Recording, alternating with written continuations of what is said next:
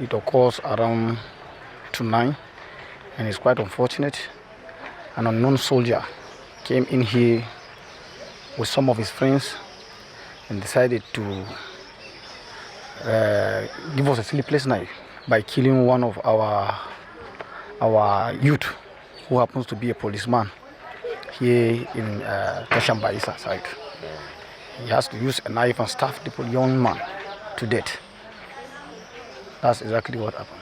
Actually, right from yesterday evening to be precise, around 9 to 10 like that, 8, 9 to 10. So everybody was just busy going about with their activities, and all of a sudden from nowhere, we saw some group of guys came into our area and they started chasing people, pursuing people. They will come to you and say, give me your phone. Where is your phone? They will hit you and say, everybody should go inside, everybody should go inside. Then, all of a sudden, they started chasing and people started running. And as people were running for their dear lives, they claimed to be soldiers, which actually there was, among them, there were about 2 of them that were having a common flag. And they were holding stick, a very mighty stick at that, and so on and so forth.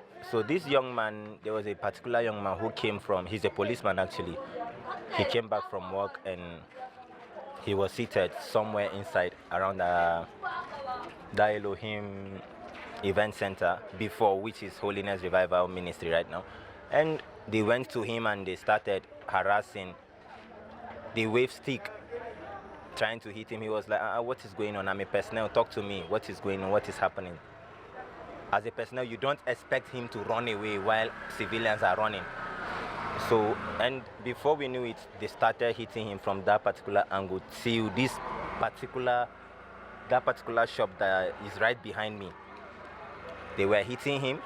He was still struggling, trying to run for his life. And the claimed soldiers were busy hitting, beating him, and he was about entering the shop. Then the other one hit the entrance of the shop because it has a burglar proof. And he hit it, and all of a sudden, the guy could not have any chance of escaping again. That's the police guy, who is by name Aaron John. And before we know it, he got stabbed. They stabbed him with one jackknife. About, I guess it should be around 3 meters long like that. And still after stabbing him, he was still trying to escape to enter inside the shop again. They still stabbed him at his back again. And before we know it, he started bleeding. Blood was everywhere. And people rushed and helped, assisted, and took him to FMC. But my question is, what are the government producing for us as soldiers? Is this what the government are training? Are they training them to come and fight us at home? Are they training them to come and fight us at home? Or is the jackknife for civilians? I was working yesterday. He came back from office. It was night. I came back in the afternoon. Then he called his, after eating, he called his Oga because they had a small work. He was still on duty. He called his Oga to find out whether we still come to him to complete their duty. The Oga told him he should not come until he calls him. When he called him, then he left and took his wire that he want to go and charge somewhere here. Behind this thing here. And when he went, according to information I had, not that I saw it, I was not in the picture, that he went there and there was some factor that was problem there, that an army officer, a new trained army officer came. But I don't know what actually happened, but according to information I had, was that he lost his handset somewhere. He lost his handset somewhere.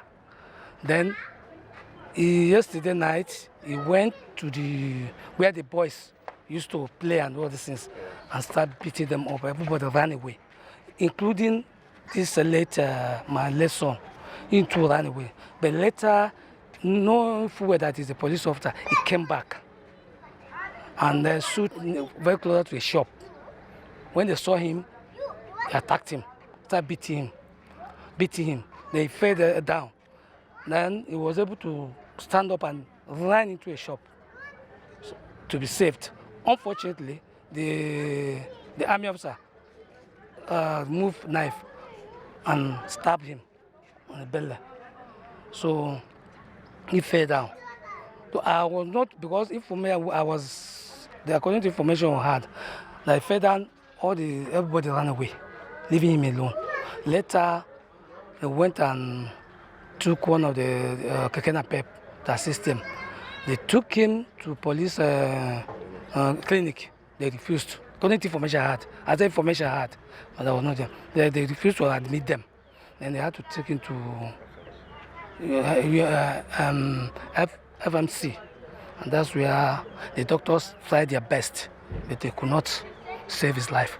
So he gave up the ghost.